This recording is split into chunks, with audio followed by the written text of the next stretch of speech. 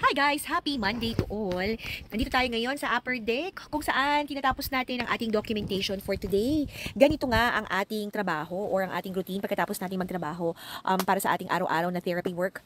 Kapag tayo ay merong chance at kapag maganda naman ang panahon ay nauupo muna tayo. No? Ini-enjoy talaga natin ang ating tanawin.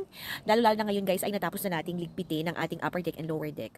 So maganda ang weather ngayon. Nasa 80 degrees tayo. Binuksan natin yung ating umbrella para hindi naman tayo masyadong maarawan. Tayo pa rin ay merong allergy pero hindi naman ganoon kalala katulad ng mga nakaraang araw. So ngayon trabaho tayo sa ating home care. Meron tayong 5 pasyente at sinusubukan nating tapusin ang ating documentation.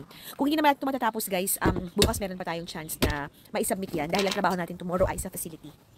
So yung ating lower deck, yun ang inasikaso natin kahapon, no?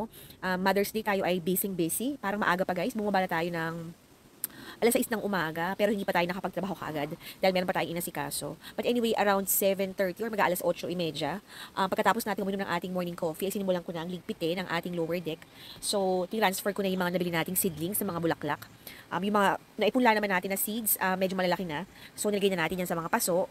Lahat ng mga pananim ko guys ay nakapwesto na. So, aantayin na lang natin ang ating harvest season. No? Medyo matagal-tagal pa naman ang harvest nito dahil maliliit pa sila. Pero excited na tayo dahil marami akong tinanim na bulaklak this year. Yung ating memorial garden din, kung nakita nyo ang ating post kahapon, no, medyo maayos na yan. Yun namang sandpit na mga laruan ng mga bata. Dahil bulok na yung kahoy nun guys. Tinanggal na namin ni tatay kahapon. Medyo marami-raming ligpitin dahil yan ay nagkaroon ng mold. So ayusin natin yung area na yun. Papakita ko sa inyo mamaya. Medyo magulo pa. Matagal na hindi natin naasikaso yan dahil tayo nga ay na-busy. Pero dahil lumubog na yung kahoy guys, kahapon nag-decide kami ni tatay na tanggalin na yung mga nabulok na kahoy. So ang ating proyekto dyan, ang gagawin natin, dahil yan ay shaded area, kapag natanggal na totally yung mga kahoy na nabulok, lalagyan natin yan ng lupa at lalagyan ko ng seeds. Meron tayo dito mga seed packets na marigold and zinnia. Meron din tayo ditong nabibili na pang perennial variety. No? So pwede natin isaboy lang yan para next year magkakaroon tayo ng napakalawak na garden bed. So napakatagal na panahon, siguro mga 2 linggo tayo hindi nakapag long form, no? Kahapon lang ako ulit nakagawa ng long form dahil tayo nga ay nagkasakit and then nagkaroon tayo ng malalang allergy. Tapos sunod-sunod nga, no, nagkasakit si daddy, nagkasakit si bunso. Tapos tayo naman ang huling tinamaan, ano? But anyway, tayo ay maayos na. Maraming salamat dahil tayo ay nakakapagtrabaho na ng matiwasay. However, meron pa rin tayong allergy. So tayo nagtitake ng allergy medication. Dito guys sa Amerika, kapag spring, ewan ko ba kung bakit ganun. Sa Pilipinas naman hindi ako ganito. Pero nung dito sa sa Amerika nga, dahil yung pollen level dito ay malala. So parang for the past 3 to 4 years tayo ay nagkakaroon talaga ng malalang allergy. At hindi naman sa pagiging ma-OA talaga guys. Dahil pag nag-allergy talaga kami ni daddy, pati ng mga bata. Sobrang hindi ka makahinga, congested ka, makati yung mata mo, makati yung ilong mo, makati yung mukha. So iniiwasan natin lumabas, no? Pero dahil tayo nga ay isang plantita, hindi natin maiwasan na hindi lumalabas dahil gusto ko nang asikasuhin yung ating hardin. Sabi ni tatay kahapon, wag ko na daw asikasuhin, magpahinga na daw tayo dahil Mother's Day. Pero hindi ako mapakali guys. Gusto ko na talaga siyang simulan or ipwesto yung ating mga pananim. So napakita ko sa inyo kahapon yung ating lower deck. No? Dito tayo sa ating upper deck. Ititigil ko lang muna ang aking pagpindot for the tongda para makapakita ko sa inyo ang ating mga pananim. So nung nag-video ako nung last month, April, nagpula tayo ng mga beans sa ating tower garden dito. Hindi siya guys naging successful. I don't know kung yung lupa natin ay may problema, yung mga kasi dito guys yung mga acidity ng lupa, no, merong mga ganung-ganung silang eme-eme. But anyway, hindi siya bumunga, hindi siya umusbong. So lagyan tayo ulit ng mga seeds.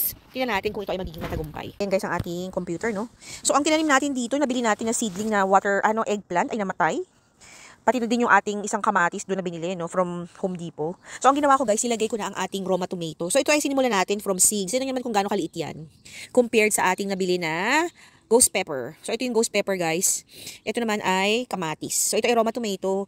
Yun din ay Roma tomato. So, ito ay matagal-tagal pa bago ito bumunga. Dahil tignan naman kung gaano kaliit ang ating seedling. So, ito na yung ating tower. Kahit isa guys, wala man lang tumubo. So, I don't know kung meron akong ginawang mali sa paglalagay ng mga fertilizers and amendments. Pero, wala siyang katubo-tubo. However, ito guys ay beans, no? So, ang ating beans ay tumubo na dito. Ito beans din to guys. So, merong isa. I think naglagay ako dito ng 3. Isa pa lang ang tumutubo. I don't know kung bakit. I think kasi ganun talaga kapag yung lupa ay hindi masyadong healthy, no? Anyway, antayin natin kung yan ay sisibol. Dito naman guys, meron tayong mga basil, no? Ayun ang ating mga basil para sa ating pesto. Meron tayong 4 dito na maliliit. Lalagay natin ito malapit sa ating tomato. Kahapon naman naglagay tayo ng basil doon sa malaking paso na yun. And then meron din ako ditong 2 pang kamatis. So ito ang view ng ating lower deck from upper deck. So yun kamatis yun, meron ding basil. Pakita ko rin sa inyo ang ating. Ito guys, pinunla natin itong mga iba't ibang klase ito ng pepper. Parang bell pepper, hot pepper, jalapeno, and everything. So ayan, hindi ko alam kung ito ay aabot pa, napakaliit. Sinubukan ko lang namang magtanim. So, tingnan natin kung ito ay lalaki pa ba. Kasi ano na ngayon guys, malapit na mag-end of May. Meron tayo ditong marigold. Tingnan nyo, napakaganda ng marigold. Marigold is magandang pangtawid, pangtaboy ng mga peste. Peste. Meron din tayong hanging basket dyan. Ito guys, yung ating elephant ears. This is our second year. Ito ay pag winter namamatay. Pero ito, nilabas ko na siya guys. Ayan na siya, umuusbong na. So ito nabili natin to last year sa Home Depot on sale. Naka-clearance to. Sabi ko kay Daddy, subukan nating itanim. So ayan siya guys, pangalawang taon na niya. Meron din tayo ditong red polka dot. Ayan guys, antayin natin lumaki yan. And then dito naman sa corner, meron tayong ayan, meron pa tayong marigold dito guys. Ito guys, kalamansi. Shout out sa nagbigay nito, Miles Hardy. Ito lang yung kalamansi na binigay sa akin. Yun naman ating pineapple natin na name from our cuttings. Ayan na siya guys.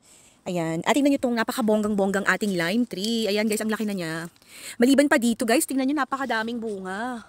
Meron pa tayo ditong 2, 4, 6, 8, 10. So, merong 10 bunga ang ating lime. Nakakatuwa. Actually, 11, ano? Ayan, no? May mga maliliit. So, ito, ipa-fertilize ko to this year. Meron tayong nabili dito na citrus fertilizer. And ito naman ang ating geranium. So, ayan. Ito guys, before, dito ko tinatanim yung aking mga herb. Iba't ibang klase ng herb na ginagamit natin sa pagluluto. However, hindi naman natin nagamit lahat. So, this year, ang tinanim ko lang ay basil. Ayan guys. Meron pa tayong lupa dito. So, gamitin natin yan mamaya. So right now, si tatay at si bunso ay nasa practice ng swimming, no? Yun ang ating dalaga ay hatid natin sa school. Manonood daw siya ng lacrosse game. Wala siyang homework today, so tayo lang ang maiiwan dito. Subukan natin guys, tapos tayo ng dalawang ating documentation. Tatlo pa ang ating kailangang gawin. Subukan natin tapusin yung tatlo and then baka bukas na yung iba. Kasi magluto pa tayo ng ating dinner kung saan nag-defrost yata si daddy ng pork. Magluto tayo ng adobong baboy and then bababa ako guys. Sisilipin ko aking mga pananim. Kasi guys, meron tayong mga critters dito, no? Rabbit, chipmunks, groundhog, and squirrels. Kadalasan yung mga yan ay hinahalukay nila yung lupa para naghahanap sila ng nuts or pagkain. Meron namang rabbit na kumagat ng ating tomato kahapon, kung ba nakita yun, or nung isang araw. So sinisilip ko yung aking mga pananim para kung nahalukay nila yung lupa, maibaon pa rin natin yung seedlings dahil sayang naman. Okay guys, balikin ko kayo mamaya. Magtrabaho lang muna tayo ulit. I'll see you later. Bye for now.